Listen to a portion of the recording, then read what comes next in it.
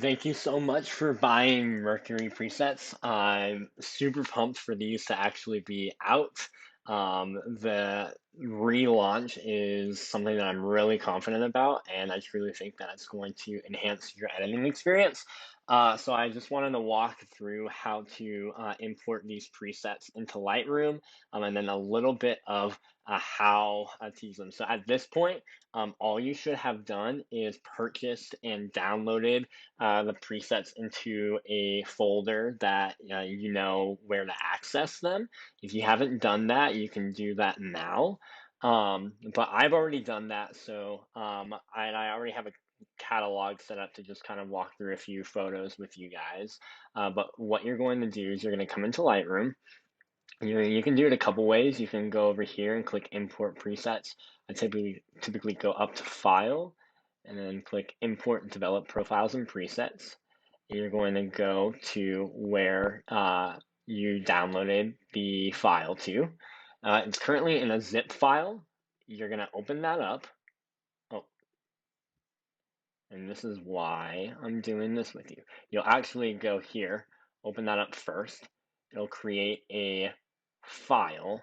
Now you'll go into Import Develop Profiles and Presets.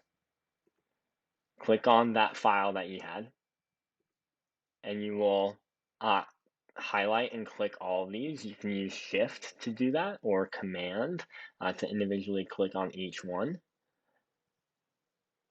And then once you click Import, they'll pop up here, and you can open up expand these, or if you like to have things a little bit more condensed and you're not using one, you can have it closed. I normally work with them open. It's just easier for my brain to process through like this and everything. But yeah, so this is the pack. Basically, it's kind of organized with like your basic preset, and then you have the color grades here, and each color grade corresponds with the like numbered preset. And for the first five color presets, there's also like some lighting alternates. There's not a lighting alternate for the harsh light or indoor because those are specifically for like certain lighting situations. So there wasn't necessarily a need to have different lighting scenarios because they're already catered to it. I'm just gonna kind of go through and talk through how I would edit these photos. When I import my photos, I have it automatically apply the profile corrections on preset. It's just how I like to do things. But if you don't like that, you don't have to do that, and that's what it looks like off. That's what it looks like on. But I have it do that when it imports the files. So looking at this photo, I'm pretty sure the one I liked the most was actually color one. I didn't want to use the harsh light for it because only part of her face is in harsh light. Obviously, this photo was a little blown out.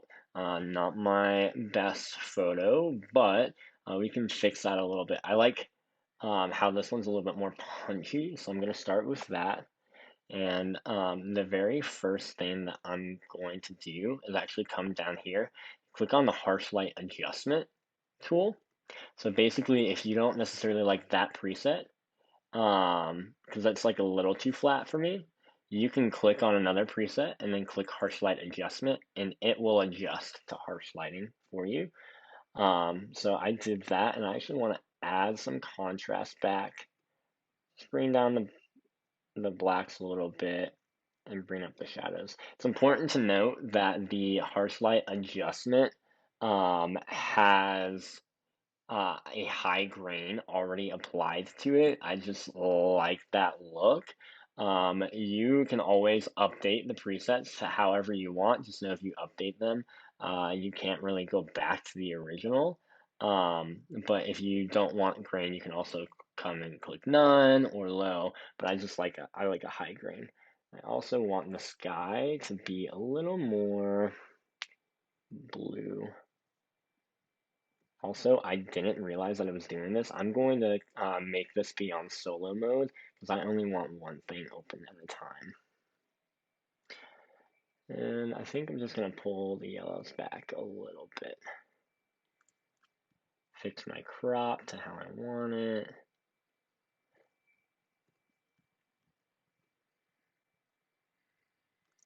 And there you go. A pretty simple edit. On this one, I already have it cropped into how I want it. I think a couple of these I already cropped just to save on time.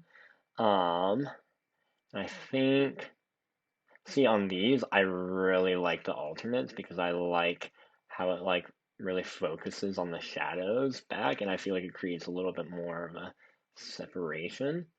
I'm pretty sure I liked, pretty sure I like this one, and this one looks a little bit more flat in this scenario, but I'll tell you, I just would bring down shadows some, maybe bring up highlights a little bit, bring up whites a little bit,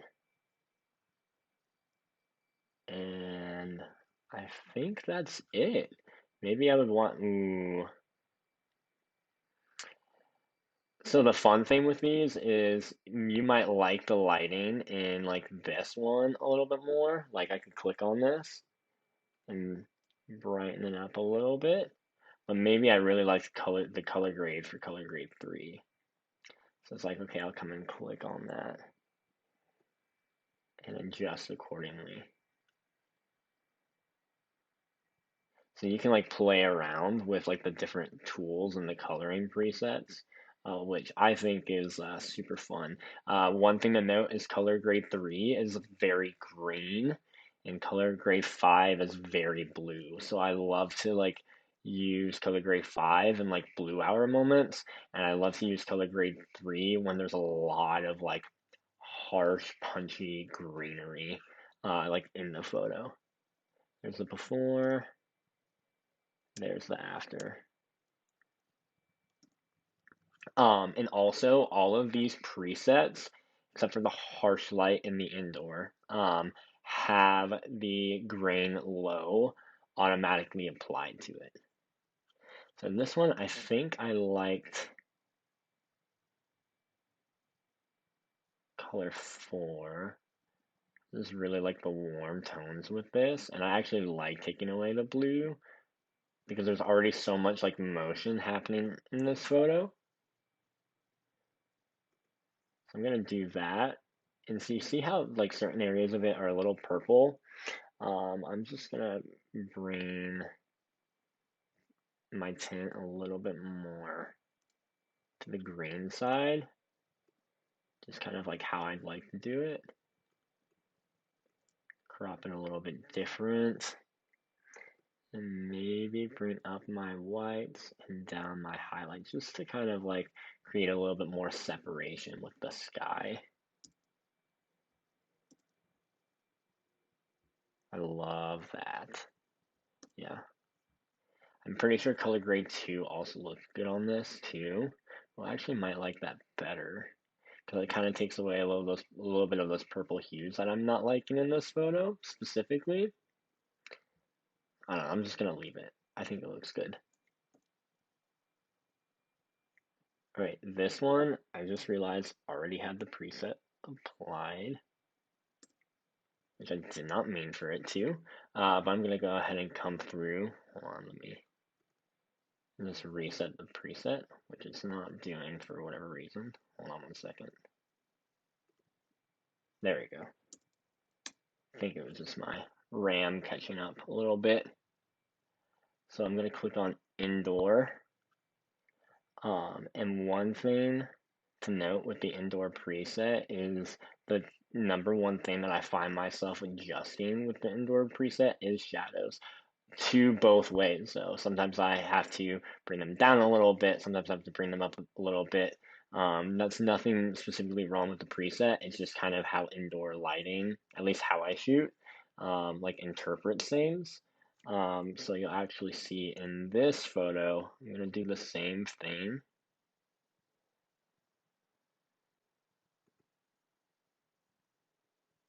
I'm actually going to bring up the shadows a little bit. See, the last one I brought down the shadows some, and this one I was bringing up the shadows some. So there's the before and there's the after. I think I really actually like the harsh light on this one too. It's just a very like neutral edit.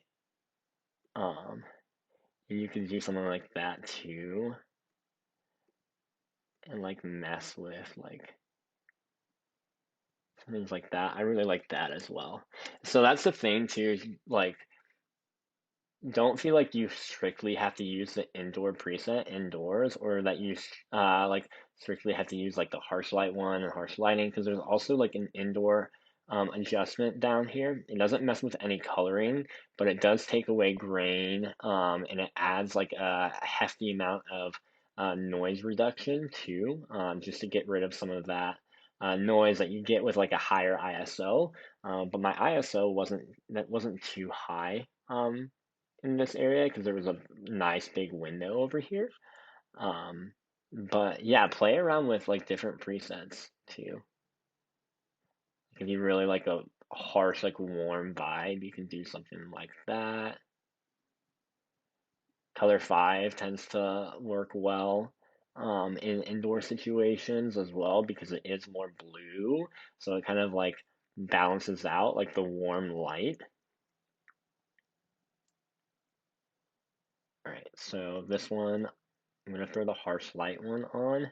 I actually don't like all of the grain on this one. I'm gonna bring that down. I think we're gonna bring the blacks down some.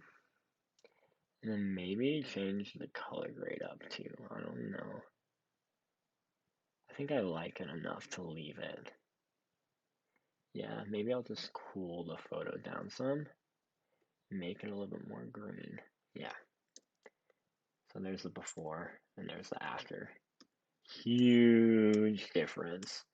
And like, I don't know about you, but I used to have a really hard time editing photos with harsh light. It was just really difficult for me. It is important to note, like all of this does start in camera. Like if you look, you can tell that like I haven't adjusted exposure at all, but like I had it exposed well in camera. Like there's like maybe a little bit of clipping right here, looking up, really not too much. But just be very mindful, especially like on wedding days, like the bride's dress with the white, you want to make sure that you're not clipping because that will definitely like show up in photos. So with the harsh light preset, it's a really good one to throw on an intentionally underexposed image, and then brighten that up and throw on the harsh light preset. It works very well with that. This is a favorite of mine. It started off dark and blue, but I already kind of like switched up a little bit the like white balance in the exposure just for sake of time. I think I'm gonna throw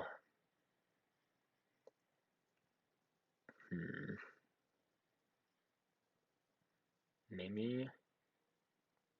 Ooh, I just realized I actually really like color 4 with this. You see how some of the edges right here are kind of like losing detailing because the sky is like so different from where they are. I found that if I add some clarity, that really helps. And sometimes I'll remove some texture to kind of like get their skin a little bit softer. I actually really like the underexposed look with these. I might throw a different color grade on it. Ooh, yeah, like I really like color grade 1. And I'm going to bring the shadows up, and I'm actually going to bring the exposure back up a little bit too. I feel like this might do. I think that's how I like it. Just right there. Oh yeah.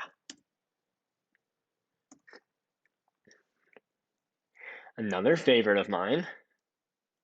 I think I just like color 1 on this, if I remember. I want to take away the grain, Now there's just so much color, like even in the original, there's just like so much color going on. I'm actually gonna pull vibrance back like about maybe 10, and then even saturation down a little bit, which I actually like tend not to touch my like saturation slider unless I'm in like the HSL panel. I'm just gonna bring down the highlights. Let's try that. Down the highlights, maybe the whites a little bit. Yeah, I really like that. Maybe make it a little bit more green. I love that. Yeah, even the like different color grades like do so well on it, especially color grade 3. Wow, like it makes their eyes pop. I love that. All right. Kind of wanted to show you what this would look like with like a lot of like whites in a photo, but like dynamic whites. So I'm gonna try. I think I liked color one on it. They're all like so unique. Oh man. See, I love how like desaturated and like warm like color 4 is, but I think I actually really like color 2 in this situation because I feel like color 4 is like too desaturated for this. And I like keeping some like character of like color in the water. Um, but I want to give a little bit more blue back into like her dress and everything. Yeah. And honestly, like I wouldn't do much more in this photo,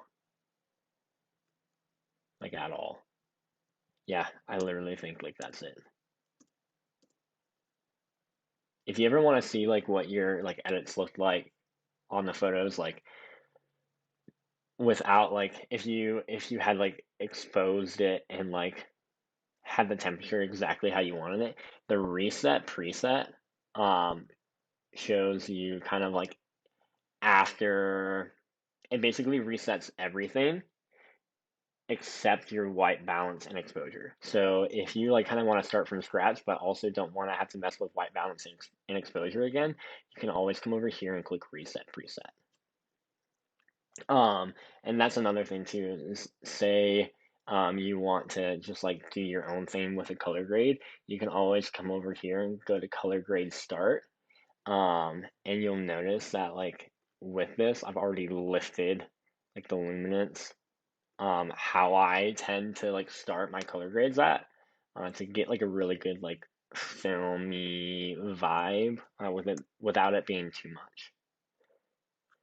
And then last but not least, I wanted to use this photo because there's a lot of shadows and a lot of highlights up here.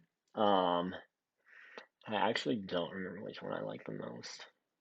I think I liked a lot of them.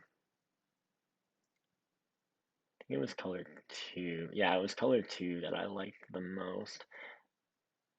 So a lot of times what I'm like paying attention to is not necessarily, yeah, like I do look at the color, but a lot of times I'm really looking at the lighting too, especially because like you can come in and like change up the color grades. It's important to note that the color grades don't change the HSL panel. Um, so like not everything like changes with like the coloring, but just like the color grade does. So like you can really like mix and match it and personalize it. And I want to give some blue back. Not a lot, because I kind of like that grayer look. Maybe bring shadows down a little bit, just to give this a little bit more punchy of a feel. Yeah. I love that. All right, so that is it. I am so excited to see your photos on these. Definitely tag Mercury Presets on Instagram. It's mercury.presets. and I would love to like share your photos as well.